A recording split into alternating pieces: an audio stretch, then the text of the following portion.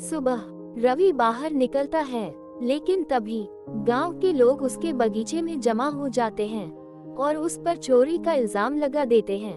कुछ देर बाद मुखिया जी आते हैं, भीड़ को शांत कर देते हैं। रवि की माँ उसे अंदर ले जाकर खाना खिलाती है। शाम ढलते ही रवि फिर बाहर आता है। लोगों की नजरों में अब भी शक है।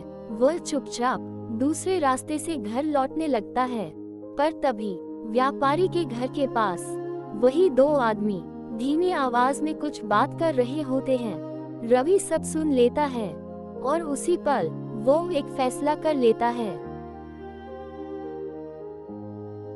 रवि ने अपने आप से एक फैसला कर लिया और अपने मन में सोचा, मैं चुप नहीं रहूंगा, मैं सच सामने लाऊंगा सही तरीके से और अपने आप को बेगुनाह साबित करूंगा। जिस झूठे इल्जाम की वजह से मेरी माँ गांव वालों के सामने रोई थी, उस दर्द का जवाब अब मुझे सच से देना होगा।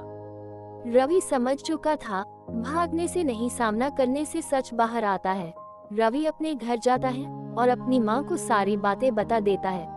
व्यापारी के घर के पास सुनी बातें और उन दो आदमियों की बातचीत, वह सब कुछ बता देता है। कुछ देर बाद रवि के पिता भी खेत से लौटकर आ गए। रवि ने अपने पिता से सब कुछ शांत लेकिन साफ शब्दों में कह दिया। पिता ने ध्यान से सुना और फिर रवि से बोले, बेटा, अब हमें गुस्से से नहीं, समझदारी से काम लेना होगा। हमें व्यापारी के घर के आसपास नजर रखनी होगी, जहां तुमने उन दो आदमियों को बात करते सुना था। हमें और खोजबीन करनी चाहिए, तभी हम बेगुनाही साबित कर पाएंगे।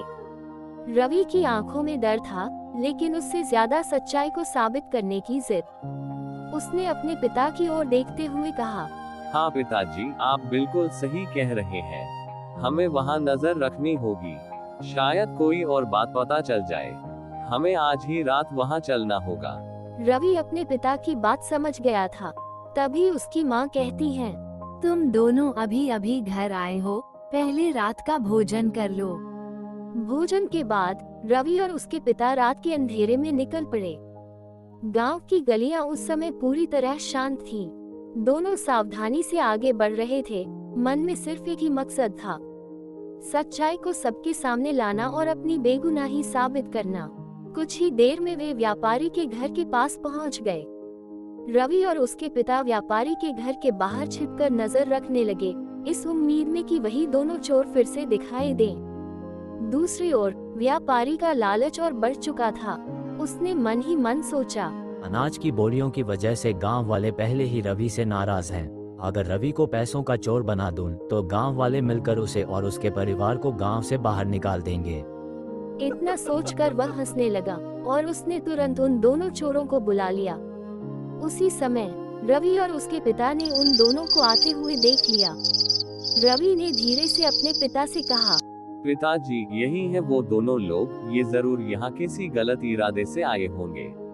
क्या अब हम इन्हें रंगे हाथों पकड़ ले? पिताजी ने उसे रोकते हुए कहा, अभी नहीं, पहले हमें इनके इरादे जानने होंगे। अभी हम बस चुपचाप देखेंगे कि ये आगे क्या करते हैं। बेटा, आज गुस्सा नहीं, आज धैर्य हमारी ताकत बनेगा। सच को पकड़ने के लिए पहले झूठ को खुलकर बोलने देना पड़ता है। रवि ने सिर हिलाया। दोनों चुपचाप उन पर नजर रखने लगे। उस पल दोनों की आंखों में सिर्फ एक ही लक्ष्य था, सच को सामने लाना। दोनों चोर अंदर आ जाते हैं। व्यापारी सख्त आवाज में कहता है, आज रात तुम्हें एक काम करना है। गांव में पैसों की चोरी करनी होगी और वो पैसे रवि के घर के आसपास छुपा देना। एक चोर कहता है, साहब, ये गलत काम है। अगर किसी ने देख लिया तो क्या होगा? आप हमसे ये गलत काम मत करवाइए। तभी दूसरा चोर कहता है, हम अनाज चुराते थे, पर पैसों की चोरी, ये बहुत बड़ा खतरा है। उन दोनों चोरों ने इतना ही कहा होगा। तभी व्यापारी को गुस्सा आ जाता है और कहता है, डरते हो तो याद रखना, अगर मेरा काम नहीं किया तो तुम दोनों का गांव में रहना मुश्किल हो जाएगा। सही गलत मुझे मत सिखाओ, मुझे बस रवि और उसके परिवार की बदनामी चाहिए। और एक बात याद रखना, मेरे खिलाफ जाने का अंजाम तुम सोच भी नहीं सकते। और हाँ, अगर यह काम सही से कर दिया तो इनाम भी मिलेगा। व्यापारी की ये सब बातें सुनकर वे दोनों चोर काम करने के लिए मान जाते हैं और घर के बाहर आकर कहते हैं कि यह सेठ जी ने किस मुश्किल में डाल दिया है। पहले अनाज की चोरी करवाते हैं और अब पैसों की चोरी करने को कहा है। उन्होंने इतना ही कहा था और यह बात रवि और उसके पिताजी सुन लेते हैं। पिताजी, अब हमें क्या करना चाहिए? ये लोग पैसों की चोरी करने जा रहे हैं और फिर से मुझ पर इल्जाम लगेगा। रवि के पिता कुछ पल सोचते हैं। ये हमारे लिए सही मौका है बेटा, इनको रंगे हाथ पकड़ने का। पिताजी, क्या अब हम इन्हें रंगे हाथ पकड़ ले? नहीं बेटा, अभी अगर हम सीधे पकड़ भी लें तो गांव वाले हम पर ही शक करेंगे। हमें कुछ ऐसा करना होगा जिससे सच अपने आप सबके सामने आ जाए और हमें कुछ भी साबित करने की जरूरत न पड़े। तभी रवि को एक उपाय सूझता है। पिताजी, अगर हम अभी मुखिया जी को बुला लें तो सच्चाई सबके सामने आ जाएगी। हाँ बेटा, तुम सही कह रहे हो। रवि और उसके पिता चुपचाप मुखिया जी के घर की ओर निकल पड़े। रात गहरी थी, पूरा गांव सो चुका था। वे मुखिया जी के घर के पास पहुँचे और धीमी आवाज में पुकारा, मुखिया जी, मुखिया जी, मुखिया जी, मुखिया जी, मुखिया जी, मुखिया जी, मुखिया जी, मुखिया जी। मुखिया जी सो रहे थे, लेकिन आवाज सुनते ही वो उठ गए और कहते हैं, यह तो रवि और उसके पिता की आवाज है। वो इतनी रात में यहाँ कैसे? मुखिया जी ने उठकर अपने कमरे की लाइट जला ली और बाहर आकर कहते हैं, इतनी रात को यहाँ कैसे? गांव में सब ठीक तो है ना?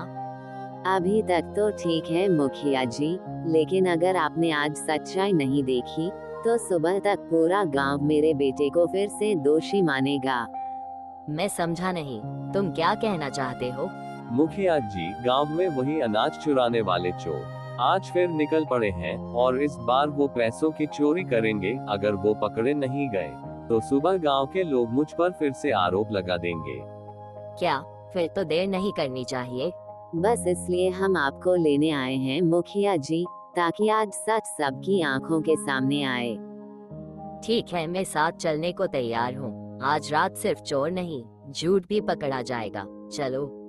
मुखिया जी, हमने उन दोनों चोरों को व्यापारी के घर के बाहर देखा था। कहीं इस सब के पीछे उन्हीं का काम तो नहीं? हो सकता है बेटा, पर बिना सबूत किसी पर इल्जाम नहीं लगाया जाता। पहले चोर पकड़े जाएंगे, फिर सच खुद बोलेगा। रवि, उसके पिता और गांव के मुखिया व्यापारी के घर के सामने से निकल रहे थे। अचानक व्यापारी ने अपने कमरे की खिड़की से झांक कर देखा। ये तो रवि, उसके पिता और साथ में मुखिया जी हैं। व्यापारी जल्दी से अंदर आ जाता है। इतनी रात को ये यहाँ क्या कर रहे हैं? कहीं इन्हें मुझ पर शक तो नहीं हो गया? वो तुरंत फोन मिलाता है। सुनो, रवि और उसके पिता मुखिया को लेकर निकल पड़े हैं। किसी को दिखना मत और काम पूरा करो। तभी चोर कहता है, साहब अब तो बहुत खतरा है। अगर पीछे हटे तो अंजाम बहुत बुरा होगा। वह इतना कहकर फोन काट देता है। दूसरी तरफ वे सभी अंधेरे में चारों ओर नजर घुमा रहे थे। पूरा गांव देख लिया, पर कोई दिखाई नहीं दिया। रवि, कहीं तुमसे कोई भूल तो नहीं हो गई? नहीं मुखिया जी, ये वही रास्ता है। बस अब हमें एक चाल चलनी होगी। कौन सी चाल बेटा? जैसे पहले अनाज मेरे बागीचे में छिपाया गया था, ठीक वैसे ही आज ये पैसे भी वहीं छिपाने आएंगे। हम वहीं इनका छुपकर इंतजार करेंगे। हाँ बेटा, ये सबसे सही उपाय है। फिर वे सभी रवि के बगीचे में छुप गए। कुछ देर बाद अंधेरे में दो परछाइयां दिखाई दी। रुको, कहाँ जा रहे हो? दोनों चोर घबरा जाते हैं और भागने की कोशिश करते हैं, पर रवि और उसके पिता रास्ता रोक लेते हैं। एक चोर कहता है, हमें माफ कर दीजिए। माफी बाद में, पहले सच बताओ, किसके कहने पर करी ये चोरी? दोनों चुप रहते हैं। अगर सच नहीं बोला तो अंजाम तुम जानते ही होंगे। दोनों चोर डर कर कहते हैं, साहब ये सब हमने व्यापारी जी के कहने पर किया है। अब सच सामने आ चुका था। वे सभी अब सीधे व्यापारी के घर पहुँचे। व्यापारी उन्हें खिड़की से देखकर बहुत डर जाता है और घर के बाहर आकर माफी मांगने लगता है। मुखिया जी, मुझसे बहुत बड़ी गलती हो गई। लालच में आकर मैंने अपने ही गांव के बेटे को फंसा दिया। व्यापारी, लालच ने तुम्हें अंधा कर दिया, तुमने एक निर्दोष बच्चे पर इल्जाम लगवाया। सजा ये है, कल सुबह सबके सामने तुम्हें माफी मांगनी होगी। कुछ पल बाद सुबह हुई। गांव के सभी लोग रवि के घर के सामने इकट्ठा हुए। व्यापारी सबके सामने खड़ा था और कहा, मैंने बहुत बड़ा पाप किया रवि, मैं तुमसे और तुम्हारे परिवार से माफी चाहता हूँ। गलती का एहसास हो जाना यही सबसे बड़ी सजा और सबसे बड़ा सुधार है व्यापारी जी, हम आपको माफ करते हैं। जहाँ ईमानदारी जिंदा है वहाँ झूठ ज्यादा देर टिक नहीं सकता। दोस्तों, हमें हमेशा ईमानदारी का साथ देना चाहिए, क्योंकि सच देर से ही सही पर जीतता जरूर है।